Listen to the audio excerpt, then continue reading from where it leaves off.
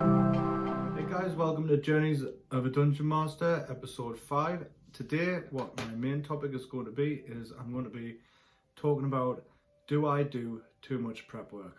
The aim of this video, the whole series, is to help new Dungeon Masters realize that it's not as big of a job as you would think becoming a Dungeon Master, and to help more people get into it. I heard a stat recently that it was only 1 out of 60 Dungeons and Dragons players were actually Dungeon Masters. So basically, I'm just looking at, am I doing too much work between sessions here?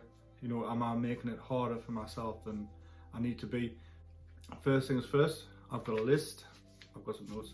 I've got a list of everything that I've done between my last session and my next session. So I have 2 weeks between sessions. So I've read half of the Dungeon Master's Guide, and I've been through the monster manual, and I've picked out what monsters I want in my next session.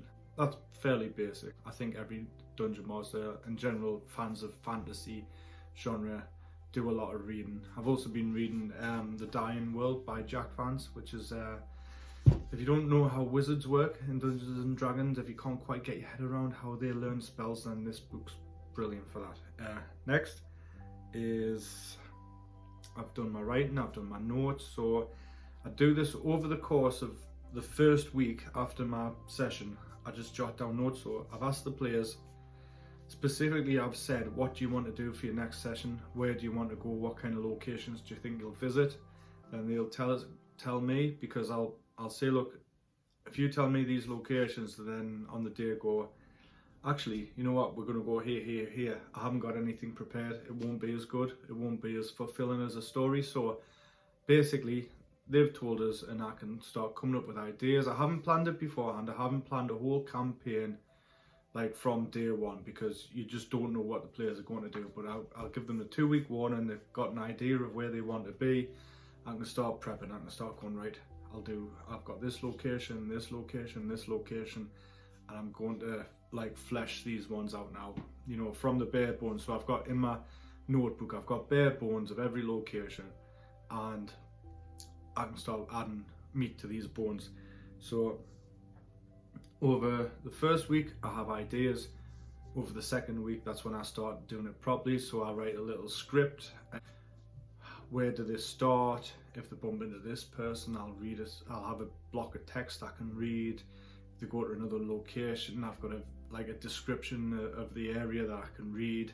One tip is to make something very visually or sensory different than the real world. So for example, if somebody's walking through a bog, don't just have it stink, have it absolutely make the characters retch. If there's a forest, you could have blue apples on the trees. It's something that helps keep it in people's memories.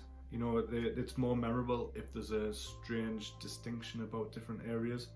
It makes the areas memorable. I get that done. I've got my group chat to keep on top of. That's getting better. I've had a new player join.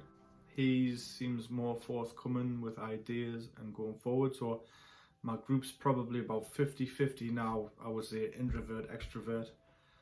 And obviously the more extroverts, the better. Really, it's, you know, Dungeons and Dragons, nerds, generally introverted personalities. Hopefully the players can come out of the shells. The more we play, hopefully they stop coming out of the shell and interacting with each other, and that's my goal. That's the number one goal of me as a Dungeon Master, is to get the players interacting with each other. So I've got my group chat. I'll ask questions, little things. For example, ask the Warlock, how does his patron communicate with him during the game? You know, because I didn't know that. He hadn't put it on his character sheet, and it's something I can work in to the next session. What god does the cleric play to? What's the specific wording on the Paladin's Oath? Just this sort of thing. But if I ask a different question every couple of days, it gives people something to talk about. Painting miniatures, I'm mainly a miniature painter. Before being a Dungeon Master, before being a game player, before anything else, I paint a lot of miniatures. This week I've painted 3 shades, 6 skeletons, 3 zombies, and a paladin, and a wood elf monk. and I've started prepping some axe beaks. So quite a lot in a 2-week period, but I have some of them are up to competition standard, some of them are up to tabletop standard.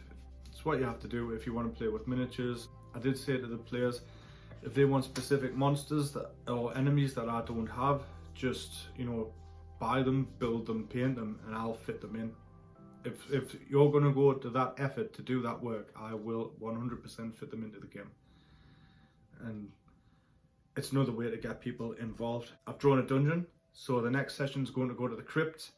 I've literally printed grid paper, like little crosshatch grids onto printing paper, and got a load of pro markers and drawn a dungeon. I'm going to put a picture up here so you can see, but I'm not going to do anything in detail in case any of my players watch this. You know, I'll go over it more in the next session, but you know, that was about an hour's work. And then the character sheet thing, so I'm still helping players with the character sheets, which is still a lot of work.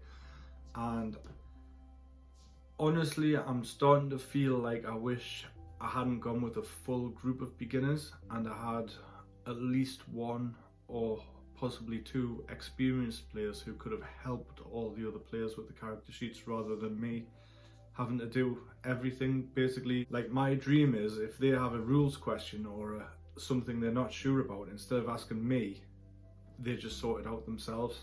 That's like in game and out of game, and then that lets me focus on the story a bit more.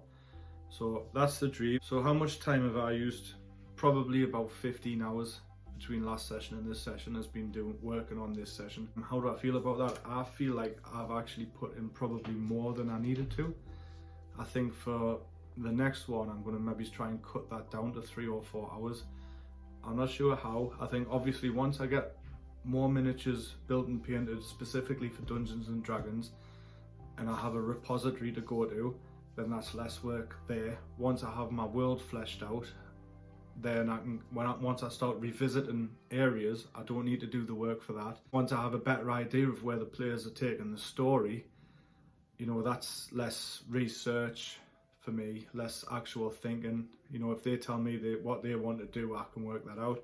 So it is a lot of time, but it's getting less and less every time. I think one thing to make note of as well is that you probably shouldn't go in without any prep and just do the ad-lib stuff, because whilst you can quite easily just like do random encounters, there's no story to that. So I like to have every session have a beginning, a middle and an end, so it feels like you have a sense of completion for you and for the players when you're finished. If you're just doing random combats and random encounters in the woods, everyone might as well be playing on a computer game, because a computer game can do that, whereas what a tabletop game can do is have communication and a story and everything like that.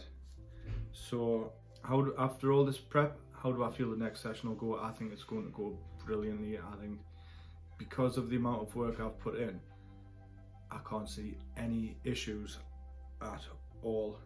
I've gone through all my notes, so basically I just want to thank a lot of people in the Reddit community. I asked for some feedback on my videos, and what I got was very constructive.